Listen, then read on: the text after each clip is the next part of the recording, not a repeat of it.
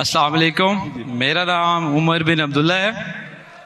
آج چونکہ ٹاپک قرآن پہ تھا اور اس کی آیات کے اوپر تھا، تو میرا سوال شاید کلیئرلی ابھی میں سمجھا نہ سکوں، کیونکہ میرا سوال مسلمانوں کے بارے میں یہ ہے کہ ہمارے پہ کوئی بھی حملہ دہشت گردی کا ہوتا ہے، کسی اداروں پہ، اسکول پہ یا پولیس پہ، تو اس میں قرآن کی ریفرنس ہی دے کے اس کو جہاد کا نام دیا جاتا ہے، اور ہمیں اس نام سے بڑی کنفیوژن پیدا ہو گئی ہے۔ اور چونکہ آج کے دور میں جو نام جہاد کا لینا وہ بڑا مشکل ہو گیا ہے۔ بس یہی سوال ہے۔ بھائی صاحب کا بہت اچھا سوال ہے۔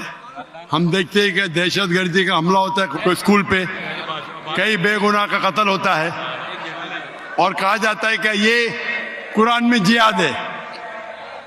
اس کا پرابلم کون ہے؟ ہم مسلمان قرآن پڑھتے ہیں لیکن سمجھتے نہیں۔ میرے بیٹے نے تقریر کی تھی کراچی میں، کیا قرآن کو سمجھ کے پڑھنا ضروری ہے؟ اگر ہم قرآن کو سمجھ کے پڑھیں گے اور قرآن کو سمجھیں گے تو کوئی بھی دہشت گرد آپ کو بیوقوف نہیں بنائے گا۔ آپ بیوقوف بن جاتے کیونکہ وہ دہشت گرد بولتا ہے کہ اسکول میں اٹیک کرو، بچوں کا قتل کرو، آپ جنت جائیں گے۔ یہ جتنے دہشت گرد ہیں نا، ان کو غیر مسلمان اکثر غیر مسلمان ان کو سپورٹ کرتے، غیر مسلمان سپورٹ کرتے اسلام کو بدنام کرنے کے لیے، ان کو پیسہ دیتے اور قرآن کی آیت کو آؤٹ آف کانٹیکسٹ غلط حوالہ دے کے پیش کرتے۔ آپ اگر قرآن مجید کو سمجھ کے پڑھیں گے، میں نے تو تقریر میں کہا ہے، اگر ایک آیت ہر مسلمان جانے، سورہ مائدہ کی سورہ نمبر 5 آیت نمبر 32، اگر کوئی بھی بے گناہ کا آپ قتل کرتے، چاہے مسلم یا غیر مسلم، سوا قتل کے بدلے قتل، یا اگر زمین پہ فساد پیدا کر رہا ہے، یہ دو کے علاوہ اگر کوئی انسان مسلم یا غیر مسلم دوسرے کوئی انسان مسلم یا غیر مسلم کا قتل کرتا ہے، گویا کہ ساری انسانیت کا قتل کر رہا ہے۔ اور اگر ایک انسان دوسرے انسان کا، چاہے مسلم یا غیر مسلم ہو، اس کی جان بچاتا ہے تو گویا کہ ساری انسانیت کی جان بچا رہا ہے۔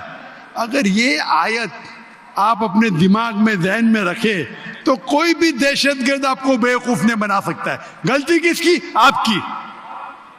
ڈاکٹر ذاکر نائک نے کہا ہم جا کے چیک کریں گے، گھر پہ جا کے کھولو سورہ مائدہ سورہ نمبر 5 آیت نمبر 32 ترجمہ پڑھو، اور آپ کو پتا ہے کہ قرآن میں کبھی بھی کانٹرڈکشن نہیں ہے، کبھی بھی ٹکرار نہیں ہے۔